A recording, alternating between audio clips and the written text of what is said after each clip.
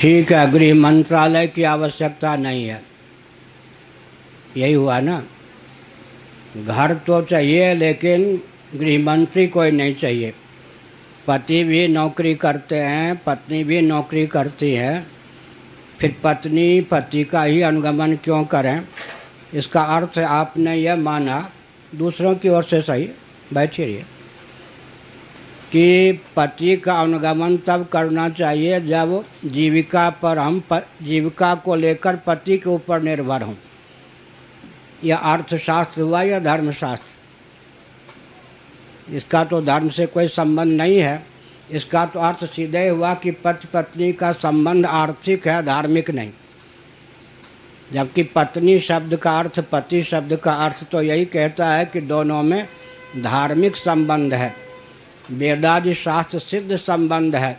यह तो कम्युनिस्ट भी जानता है कि आर्थिक संबंध हो गया, दोनों व्यापार करें, दोनों नौकरी करें, तो अर्थ के आधार पर पति पत्नी का संबंध निर्धारित किया गया है या धर्म के आधार पर। पहली भूल तो यह है कि अर्थ के आधार पर पति पत्नी का संबंध निर्धारित किया गया। फिर आगे चलकर यह भी होगा कि बेटे या बहू भी नौकरी करें, तो माता पिता की सेवा क्यों करें? तो बुढ़ापे में रोने के अलावा और क्या मिलेगा? अच्छा, दूसरी बात यह है कि मनोविज्ञान की दृष्टि से भी घर को नरक बनाना है। मतलब क्या हुआ? पति भी लाचारी परिस्थिति की बात अलग है, शौकिया अगर दोनों ही सर्विस में हैं, नौकरी में हैं, व्यापार में हैं, तो जो बाल बच्चे हैं वो धाई और नौकर के बाल पर पलेंगे, चिड़चिड़ा होंगे, कभी माता पिता के भक्त नहीं होंगे। ऐसी स्थिति में वो तो एक प्रकार से धनी परिवार में उत्पन्न होने पर भी अनाथ हो जाएंगे। बाल बच्चों को सुसंस्कृत करने का तो न माता के पास समय न पिता के पास समय। तो यह तो पाश्चात्य सभ्यता होगी। जैसे पशु पक्षियों में पति पत्नी माता पिता का संबंध कितने महीने का होता है, बाद में न पति पति न पत्नी पत्नी, न बेटा बेटा, न बेटी। क्या उसी ढंग से हम अर्थ के आधार पर मनुष्यों का जीवन भी बनाना चाहते हैं?